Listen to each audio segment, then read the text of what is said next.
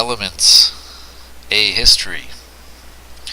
Ancient peoples were familiar with several of the substances that we know as chemical elements. Some such as gold, silver, and sulfur exist naturally in a relatively pure form. Others, such as iron, copper, and mercury, are easily extracted from minerals.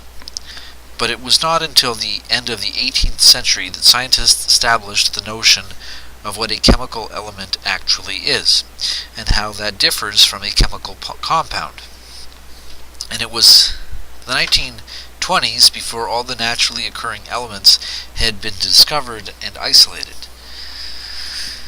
Trying to make sense of the incredible diversity of matter must have been bewildering for ancient philosophers.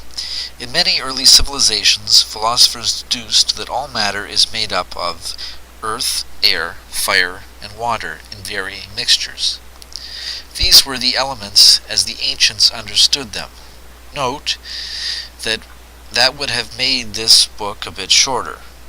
Transformations of matter, what we now call chemical reactions, were believed to be changes in the amounts of those elements present in a substance. Notions of the four classical elements formed the basis for the mystical art of alchemy, whose best known aim was the transformation of base metals, such as lead, into gold. Alchemy was as practical as it was mystical, and many of the basic techniques used by chemists to this day were developed by alchemists. And although the theory of alchemy turned out to be false, the alchemists in ancient China, in the Islamic Caliphate, and in medieval Europe built up a working knowledge of the many important chemical substances and their reactions.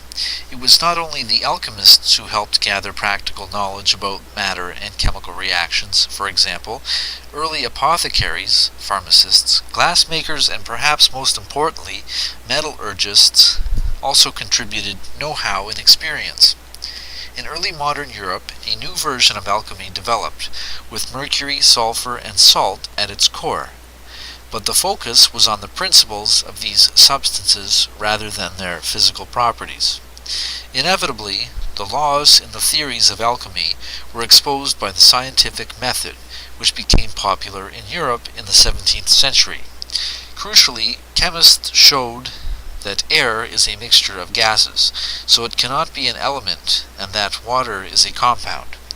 Anglo-Irish scientist Robert Boyle's book, The Skeptical Chemist, published in 1661, encouraged scientists to question the accepted alchemical explanations and to take a rigorous scientific approach to working out what the world is made of.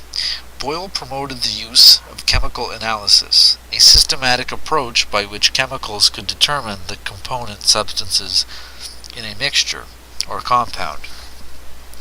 A new breed of chemists heeded Boyle's advice, and in the 18th century, thanks to alternative theories, rigorous testing, and open minds, the new science of chemistry began to take great strides forwards. In his influential work, Robert Boyle expounded an idea that was gaining popularity at the time, and that was crucial to the development of modern chemistry, that matter is made of countless tiny particles. Many philosophers had considered the idea, even in ancient times, but Boyle was the first person to connect particles with elements, compounds, and chemical reactions. He even suggested that elements are made of particles that are primitive and simple, or perfectly unmingled, that are the ingredients of compounds. The concept of an element came into sharp focus when the insight of French chemist Antoine Lavoisier The compound of an element came into sharp focus with the insight of French chemist Lavoisier. In his 1789 book, Traité d'élémentaire de chimie, Elementary Treatise on Chemistry, Lavoisier proposed that an element should be defined simply as a substance that cannot be decomposed. Lavoisier's insight into chemical elements was largely a result of his careful quantitative experiments. He carefully weighed the reactants and products in a range of chemical processes and proved that no mass is lost during chemical reactions. Crucially, he studied reactions in closed vessels so that gases absorbed or released during reactions were included in his calculations. When one substance reacts with another, they simply combine to make a third, and that product of the reaction can be decomposed into its simpler components.